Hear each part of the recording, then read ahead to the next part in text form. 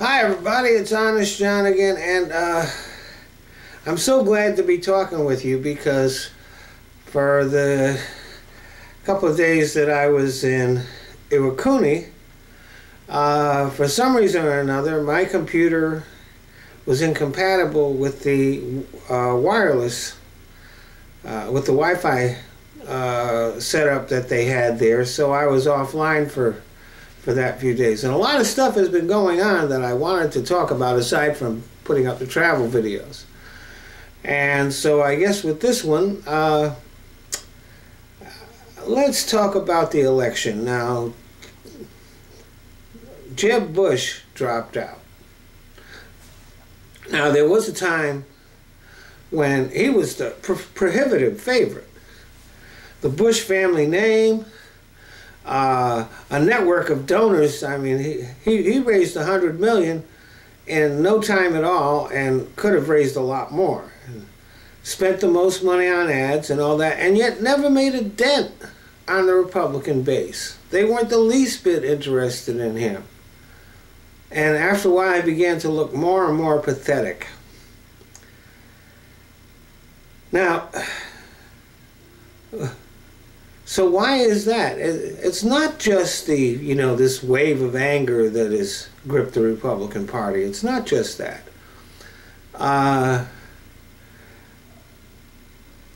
There's an irony in there. Now, Jeb Bush, as governor of Florida, had a pretty much unremarkable record.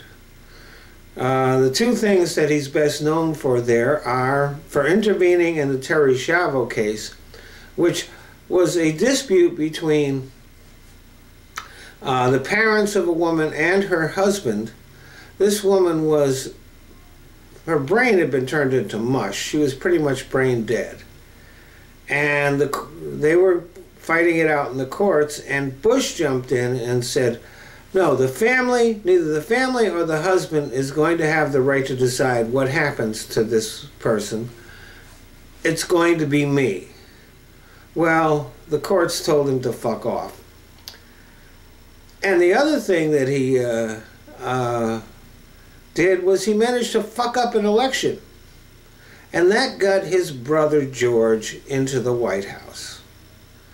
And the irony there is that if George had never gone into the White House, Jeb might have had a good chance of at least getting the Republican nomination this year.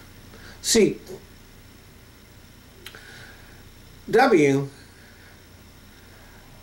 as a kid, man, party animal.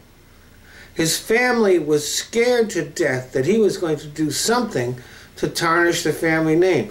He was drinking, smoking weed, snorting cocaine, and we don't know if he was fucking. We haven't had any women come back saying that they bore W's love child or that they got an abortion for W. But let's face it, if you're drinking and snorting and smoking, chances are you're fucking. So that's what George was doing. And like I said, the family was just worried he was going to do something to ruin the reputation of that family. But George got out of that. Stopped partying, stopped drinking, and the rest of that. And so he became a businessman, although his record as a businessman is pretty much undistinguished. He got things because of his name, but he was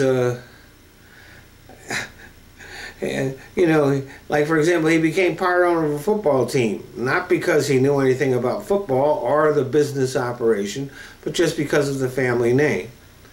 And then he went into politics. He became governor of Texas, not because he knew anything about politics, but because of his name. And so he beat the last competent governor that Texas has had in years, and that was Ann Richards. He beat her in a dirty campaign which was basically accusing her of being a lesbian. I don't know whether she is or not. She hasn't come out if she is. But that was the focus of his campaign, and it worked. And he got the governor's office. Now, his record as governor is no better than his brother's. The thing that he's most noted for was that he had a couple of people who were probably innocent, one who was definitely innocent, executed. Because in Texas, it's not about justice. It's about appearing to be tough, even if you aren't. And believe me, you know, there's nothing tough about committing an injustice. If George W. Bush were really a tough person, he would have stood up and said, no, we're not going to execute an innocent guy. But that's Texas politics. So that propelled him into the White House. He ran a really dirty campaign against John McCain in competing for the nomination, spreading rumors that McCain had fathered a black child. His record as a campaigner is pretty dirty. Then he got into the White House.